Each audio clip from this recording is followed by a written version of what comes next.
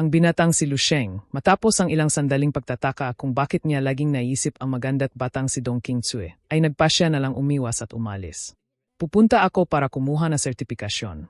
Hindi pinansin ni Lusheng ang alitan ng dalawa pa. Dumaan siya sa mga tao at mabilis na naglakad patungo sa haliging crystal pillar. Si Lan Qingxi ay nagpakita ng paghamak sa kanya. Nakakrus ang mga braso, sinabi niya ng mayabang, talagang isang basura, kahit sertipikasyon wala. Pagkatapos noon, itinuro niya si Lusheng at Nanuyang nagtanong, Zhan Hongyu, Squad Tiger Shark, paano niyo nasabi, kayo ay isang level A star general squad din naman. Itong bagitong kadadating lang sa military district, hindi pa nga tapos sa pagpapatunay ng lakas, anong karapatan niya mapabilang sa inyo?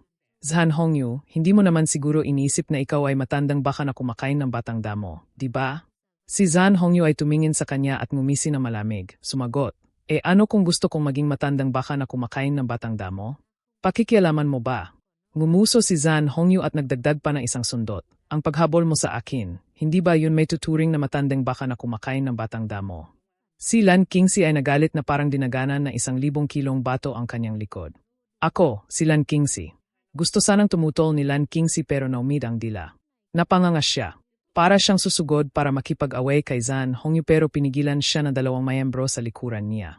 Sa sandaling ito, si Zhan Hongyu ay naging mas seryoso at nagsalita. Tama na ang satsat. Panorin mo ang pagsubok ni Lusheng. Wala pa siyang 20 anyos. Mamaya, mapapahiya ka lang. 1 minutong pagiging padalos-dalos ay katumbas na habambuhay na pagsisisi. Narinig ito ni Lan Qingxi at naging mosisa, nagtanong, anong ibig mong sabihin? Si Lan Qingxi ay nangangarap sa eksenang mag-isa niyang pinapatay ang lahat ng mga halimaw, exotic beasts, pagkatapos ay akyat sa tuktok ng kaluwalhatian. Patuloy siyang umisi at bumulong. Total, ako naman ang level 7 star general ng buong 9th Military District. Ganyan siya kabata, anong antas na martial arts ang maabot niya? Malapit na akong magnegatibo 80, ano naman? Nasa kasagsagan pa rin ako ng lakas. Hindi magtatagal, makaka-attack na ako sa Heaven and Earth Double Bridge, Chen Di Song Kiao. Baka bago magnegatibo 150 anyos, maabot ko pa ang rurok ng Grandmaster, dakilang mestro. Nagngangalit ang mga ngipin ni Lan Qingxi, itinuro ang daliri kay Lusheng na nakatayo sa harap ng haliging crystal. Ano bang meron sa batang yan? Maliban sa itsura at tindig, saang aspeto siya may kukumpara sa akin? Ang mga mayembro na squad ni Lan Qingxi. Sumang-ayon din, tama yan, Kapitan Zhan Hongyu. Hindi rin masama ang kapitan namin. Siya ay isang top-tier na mahirap hanaping meeting partner Sumingit ang isa pa. Ang level ng kapitan namin ay malayong mas mataas kaysa sa sisiw na si Lusheng. Anong edad niya? Wala pa nga siyang edad. Kung edad ang pag-usapan, nasa kategorya siya ng apo sa tuhod. Nang makitang walang kwenta ang pinagsasabi ng mga ito sa magandang kapitan nila, ang malaking-lalaking kalbo na may tattoo mula sa Squad Tiger Shark ay sumigaw. Punyeta. Mga pinagsasabi niyo. Si Lan Qingxi at ang kanyang mga kasama ay tumingin na may pagtataka at pangmamata. Itinuro na malaking lalaki si Lusheng at tinanong si Lan Qingxi, Kapitan Lan, paano kung hindi lang siya mas gwapo sa'yo, mas bata pa sa'yo, at ang lakas niya ay mas malakas pa kaysa sa'yo, nang napakalayo? Lumingon si Lan Qingxi at tinitigan ang taong nagsalita, na parang hindi makapaniwala sa narinig, nagtataka. Nagtanong siya, anong sabi mo? Mas malakas ang batang yan kaysa sa akin? At mas malakas pa ng napakalayo. Napatawa si Lan Qingxi at idinagdag, hindi ka pa. Gising o pinaglalaruan mo ako. Malamang nananaginip ka kaya kung ano-ano ang sinasabi mo, tama. Boom! Isang malakas na pagsabog na hindi pa naririnig kailanman ang umalingaw-ngaw sa buong silid, parang may lindol. Nayugyog ang sahig. Mula sa kisam ay nahulog ang alikabok at malilit na debris. Sa isang iglap, lahat ng mata ay sabay-sabay na napatingin sa pinanggalingan ng tunog, nagtataka. Ang mga mayembro ng Squad SKY Wolf na katatapos lang mag-test ng lakas at papunta na sa pinto ay huminto rin at sabay-sabay na lumingon. Mahigit 10 pairs na mata ang nagtipon sa isang lugar. Sa sumunod na segundo, ang ekspresyon ng bawat isa ay nanigas, ang kanilang mga balintataw ay lumit, na para bang nakakita sila ng isang napakakakilakilabot at hindi kapani-paniwalang eksena. Lahat sila ay natulala. Ito, paano nangyari ito? Nakita lamang ang isang anyo na binatang si Lusheng na tahimik na nakatayo sa tabi ng haliging kristal. Pinapanatili niya ang postura na dahan-dahang pagbawi ng kamao. Ang kanyang mukha ay kalmado na parang tubig. Sa kanyang mga mata ay nasasalamin ang imehe ng bawat batong umilaw. Ang ibang mga bato sa haliging kristal ay nagsimulang umilaw mula sa ibaba, 1, 2, 3. Napakabilis ng pag-ilaw nila na halos hindi na makita ng mga tao. Sa isang iglap, umabot na sila sa posisyong malapit sa kisame bago huminto. Lahat ng tao sa silid ay nalilito. Hindi lang ang grupo ni Lan Qingxi at ang Squad SKY Wolf, pati na rin ang Squad Tiger Shark na alam na ang lakas ni Lu Sheng ay naging parang mga tanga na nakatayo lang doon, ang kanilang mga isip ay umugong. Ang silid ay nabalot na nakapangingilabot na katahimikan. Ang astig na imahe ni Lu Sheng ay lumitaw sa information board na may combat power na 124. Siyempre hindi 124,000. Sa sandaling ito, ang lalaking nakauniporme na militar na namamahala sa tabi ng haliging kristal ay napabuwal sa sahig. Tumingala siya sa posisyon sa kisame. Natulala siya ng matagal at hindi makabawi. Makalipas ang halos kalahating minuto, saka lang siya nakabawi, lumunok ng laway, at nagsalita ng utal, 100. 124. 124 na milyong puntos ng combat power. Ang mga batong umilaw sa haliging kristal ay mahigit 12, malapit na sa 13. 124 milyong puntos ng combat power. Nang may anunsyo ang numerong ito, ang mga tao sa loob ng silid ay parang nakuryente mula sa kanilang mga tailbone, hindi mapigilang manginig ang buong katawan at matauhan. Bawat tingin ay puno ng pagkabigla at hindi makapaniwalang pagkamangha, nakatuon sa batang anyo na nakatayo ng tuwid sa harap ng haliging kristal. Lahat sila ay sunod-sunod na huminga ng malalim. Ang lalaking namamahala sa pagsukat ng lakas ay nagkuyom ng kamao sa tuwa. Pick Grandmaster, rurok na dakilang mestro. Si Lan Qingxi, na kanina lang ay mayabang na walang kapante, gayon ay halos lumuwa na ang mga mata sa mga soket nito. Ang kanyang mukha ay puno na hindi makapaniwalang ekspresyon. Ibunukan niya ang bibig para may sabihin, ngunit sa huli, tanging mga salitang ito lamang ang lumabas. Pick Grandmaster. Nagkakamali ba ako? 1 minuto ang nakalipas sa ikalawang palapag ng Star General Center. Kung ikukumpara sa tahimik at halos walang taong unang palapag, mas maingay dito. Sa malaking bulwagan dito ay may nakasabit na 2 malalaking screen. Ang screen sa kaliwa ay nagpapakita na paiba-ibang mga balita tungkol sa misyon. Tinanggap ng Squad Bloodblade ang Level B mission, pagpapatrolya sa Wilderness Area No. 23. Binabati ang Squad Wardao sa matagumpay na pagsumit ng Level S mission, pagsugpo sa kaguluhan sa Earth Abyss, Lungga sa Lupa. Mission Rating B. Pinakabagong balita sa misyon, Level A mission.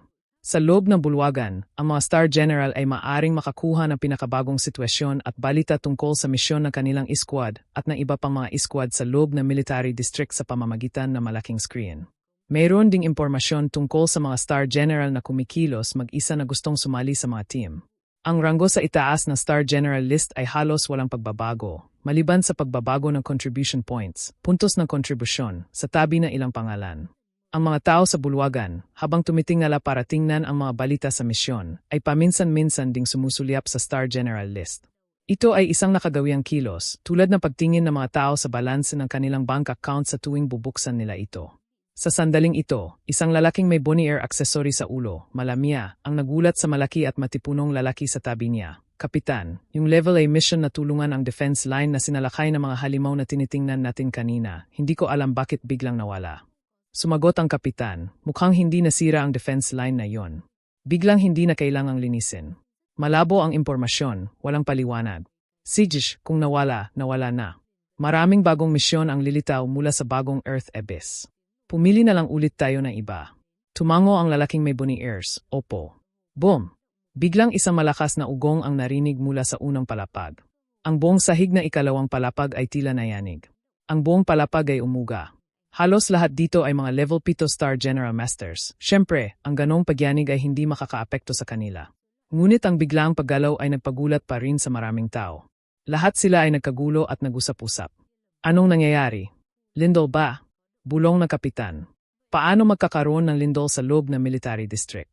Anong nangyari? Hindi, mula sa ibaba ang pinanggalingan ng yanig. Anong ginagawa sa unang palapag?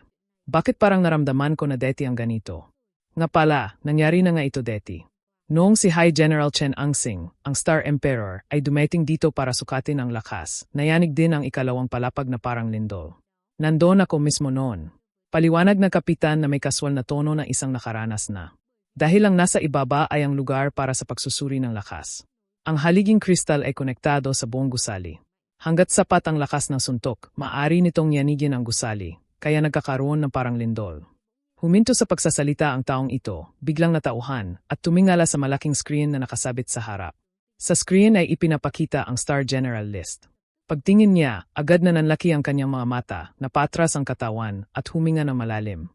Ang iba ay natauhan din at sabay-sabay na tumingin sa Star General list. Pagkaraan na ilang sandali, ang buong ikalawang palapag ay parang nahawaan ng sakit. Lahat ng Star General sa bulwagan ay may ekspresyon ng pagkabigla, sunod-sunod ang mga malalalim na paghinga. Ang mga mata ng lahat ay nakatuon sa isang bagong-bagong impormasyon sa itaas. Sa malaking screen, ang Star General list ng 9th Military District. Pangalan, Lusheng. Lakas sa laban, combat power, 12.5 bituin, stars. Contribution points, 0, hindi pa naitala. Pangkalahatang ranggo, 1. Ranggo sa malaking listahan, Grand List Ranking, 8. Pangalan, Chen Angsing. Lakas sa laban, 9 bituin. Contribution points, 1,319,867. Pangkalahatang ranggo, 2. Ranggo sa malaking listahan, 12. Pagkatapos ng sandaling pagkabigla at katahimikan, ang malaking bulwagan sa ikalawang palapag ay direktang kumulo. Grab! Hindi ko pa nakikita ang pangalang yan kailanman, tama ba? Ang bagong numero 1 ng 9th Military District, unang beses magpatest ng lakas. Lintik! Ito ang pinakamalakas na eksperto. Saan galing ang Lusheng na to? Bakit hindi ko pa siya narinig deti? Diyos ko! 12.5 stars combat power. Mahigit 120 milyong puntos ng lakas. TSK, kahit yung butal niya hindi kumabot. Kailangan bang ganyan ka-exaggerated? Ang 9th Military District natin ay nagkaroon na naman ng isang peak Grandmaster. Kahit wala pang contribution points, nasa ikawalong ranggo na siya sa malaking listahan. Hindi magtatagal, ang ating silangan East ay tiyak na magkakaroon ng isa pang luminary, Duningning. Isang excited na tao ang sumigaw. Higit pa riyan, ang pagiging luminary ay usapin lang ng panahon. Mayroon ba sa 7 luminaries of the East, 7 ningning ng silangan, na may combat power na 12.5 stars? Ang 7 pinakamalakas na peak Grandmasters sa ilalim ng mga general sa silangan ay tinatawag na 7 luminaries of the East, ngunit hindi tiyak na bawat isa sa kanila ay may combat power na umaabot sa 12.5 stars. Sa tingin ko, ang pinakamataas ay nasa 13 stars lang. Kaya lang siya nasa ikawalong ranggo sa malaking listahan ay dahil wala pa siyang contribution points. Mukhang magkakaroon na tayo ng isang martial saint, banal na martial. Malaking listahan ay dahil wala pa siyang contribution points. Mukhang magkakaroon na tayo ng isang martial saint, banal na martial. Nagkagulo ang mga Star General sa pag-uusap, tumataas ang emosyon. Sa gitna ng mga tao, ang malaking lalaking siga, ang kapitan kanina, ay may ekspresyon din ng paghanga. Kapitan, 12.5 stars combat power. Pick Grandmaster yun. Isang karakter na nasa antas na High General. Ilang taon na tayong hindi nakakakita ng ganyan. Kung magmamadali tayong bumaba sa unang palapag ngayon, baka mabutan pa natin ang peak Grandmaster na to. Tara, tingnan natin itong bagong numero 1. Isang Grandmaster na may 12.5 stars combat power. Isang karakter na kasing antas ng High General. Sa hanay ng mga Star General Masters sa silangan, itinuturing na siyang isang nilalang na mataas at hindi maabot. Ang ganitong uri ng tao ay karaniwang nagtatago at hindi lumalabas, o kaya'y matagal na nananatili sa kaloob-looban ng mga level Earth abysses. Karaniwan, mahirap kahit masilayan lang siya, lalo na ang makalapit. Napakabihira ng ganitong pagkakataon. Malinaw na hindi lang silang dalawa ang nakaisip nito. Agad na nagkaroon ng mga aninong gumagalaw sa bulwagan na ikalawang palapag. May mga Star General na agad na natauhan at mabilis na tumakbo pababa sa unang palapag. Samantala, nawala ang gintong sinagsano ni Lusheng. Tinitingnan ang 12.5 na batong umilaw sa haliging kristal. Ang mukha at kalooban ni Lusheng ay nanatiling kalmado. Ang isang suntok na Shankeng Fist, kamao na mataas na langit, na umabot sa mahigit 120 milyong puntos ng combat power ay lampas sa inasahan niya, ngunit makatwiran din. Noon, hindi pa nabubuo ang aking immortal cells, mga selulang walang kamatayan, pero nagawa ko ng patayin ang isang Grandmaster sa isang suntok. Kahit na si Tong Quising ay hindi pa may tuturing na tunay na Grandmaster, malamang ang combat power ko noon ay lumampas na sa 50 milyong puntos. Naalala ng binata ang eksenang dinurog niya si Tong Quising at nagpatuloy sa pag-iisip. Pero hindi rin naman siguro gaanong kalayo. Kahit na ang pinakamababang pamantayan na Martial Arts Association para sa combat power ng Grandmaster ay 20 milyong puntos, tulad ng pamantayang 1 milyong puntos para sa Master. Kaya ang pinakamahinang Grandmaster ay hindi lang 20 milyon ang combat power. Kapag ang isang Grandmaster ay nakatawid na sa Heaven and Earth Double Bridge, ang combat power ay maaring tumalon sa 40 milyon pataas. Pagkatapos, gamit ang Blood Pill ng Grandmaster, araw-gabi itong pinapakinis, hinahasa ang martial will, kaya ang combat power ng Grandmaster ay patuloy pang tataas. Ang level 8 Grandmaster realm na ito ay talagang napakalalim. Ang agwat sa pagitan ng peak Grandmaster at ng pinakamababang Grandmaster ay mas malaki pa kaysa sa agwat sa pagitan ng level 7 Master at level 6 Martial Artist. Total, ito ang huling realm bago ang level 9 Martial Saint. Ang mga martial arts experts na may pambihirang talento na naipit sa realm na ito ay pinalawak ang realm na ito ng hindi mabilang na beses. Ang suntok na pinakawalan ni Lu Sheng ay gumamit ng buong lakas mula sa kanyang immortal cells. Masasabing ito ang pinakamalakas niyang attack kapag hindi ginagamit ang Peerless State o Martial God State. At ito ay isang suntok pa habang ang katawan ko ay may kakulangan pagkatapos na malaking laban. Ang immortal cells ay nasa tuyot na estado. Ang mahigit 120 milyong combat power na ito ay tila medyo exaggerated pa. Kahit na sinabi sa Star Immortal Scripture, kasulatan ng walang kamatayang bituin, na ang isang immortal cell ay kayang walisin ang mga Grandmasters, pero sobra naman yata to. Ngunit nang maisip niya ulit, ang martial arts sa hinaharap, 10,000 taon mula ngayon, ay maaring may pagkakaiba na sa pamantayan para sa Grandmaster realm. Ang mga Grandmaster na may 30 tandang bawas 40 milyong combat power noon ay marahil mga basura lang. Kung ganoon, makatwiran din. Mukhang 2 o 3 immortal cells lang ang kailangan ko para maabot ang invincible level sa Grandmaster realm. Ang level 11 Martial Dao Saint Scripture ay mas malakas pa kaysa sa inakala ko. Tahimik na namangha si Lu Sheng. Itinigil ni Lu Sheng ang pag-isip, ang kanyang tingin ay napunta sa sundalong na mamahala sa pagsusuri ng lakas. Naramdaman ng sundalo ang tingin ni Lu Sheng at agad na nanginig ang katawan. Gumawa siya ng magandang military posture sa harap ni Lu Sheng, ang kanyang ekspresyon ay puno ng paghanga, nagtanong. Sir, kailangan niyo po bang sukatin ulit? Itinaas ni Lu Sheng ang kamay at umiling, sumagot. Hindi na kailangan. Sumagot ang binata na may malamig na tingin. Hindi pa ako nakakapagpahinga ng maayos kamakailan. Hanggang dito lang siguro ang kaya ko sa ngayon. Baka mas gumanda pa kung makakapagpahinga muna. Naisip ni Lu Sheng. Medyo mahina pa ang katawan ko. Kung susukatin ulit, malamang hindi rin makakakuha na mas magandang resulta. Sa susunod na lang pag may pagkakataon. Narinig na sundalong na mamahala ang sagot ni Lu Sheng at nabigla. Punyeta, hindi pa pala yun ang sukdulan. Sobrang lakas. Opo, sir. Maghintay po kayo sandali, kukunin ko na po agad ang data para sa inyo. Yumuko ang sundalo, pagkatapos ay tumuwid, humarap, at mabilis na tumakbo palabas na testing room. Agad na lumapit si Lu Sheng kina Zhan Hongyu. Mahinahon siyang nagtanong sa dalaga. Zhan Hongyu, ano pa ang susunod? Gayon, ang tingin ni Zhan Hongyu kay Lu Sheng ay ganap ng nagbago. Para siyang natigilan habang iniisip. Mahigit 120 milyong combat power. Ang buong Squad Tiger Shark ay tumingin kay Lu Sheng na parang tumitingin sa isang Diyos. Para sa mga Star General Masters na ang combat power ay hindi hihigit sa isang bituin, ang 12.5 stars combat power ni Lu Sheng ay banal.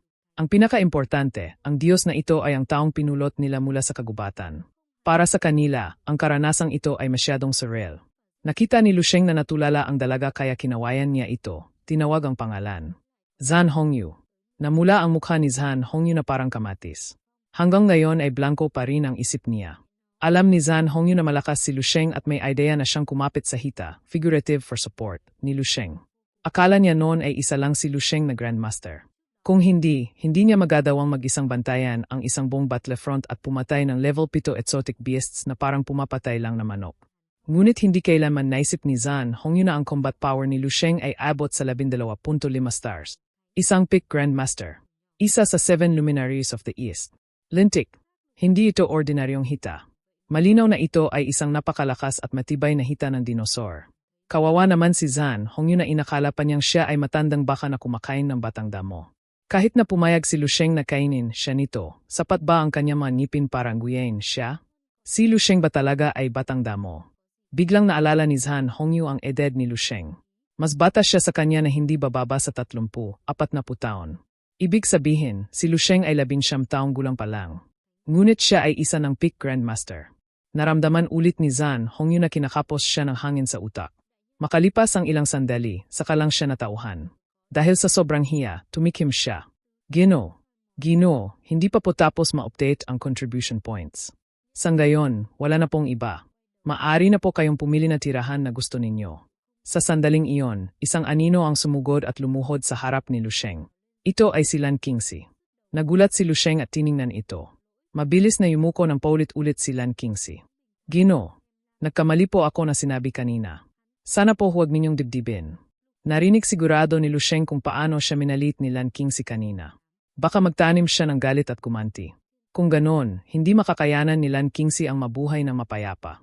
Habang nagsasalita siya, humagulhol siya at yumuko ulit na halos masugatan ang no. Pesensya na po talaga.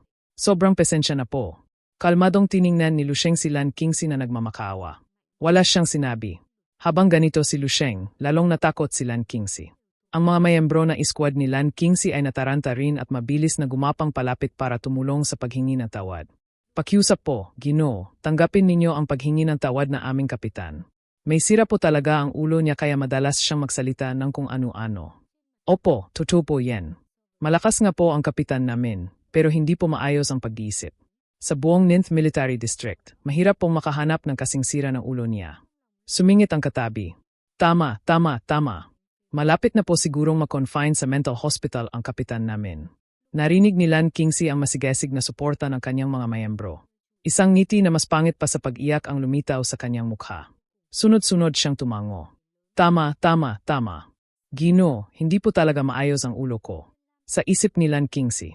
Pagbalik namin, kung hindi ko bubugin ang mga lintik na to, babaliktarin ko ang pangalan ko.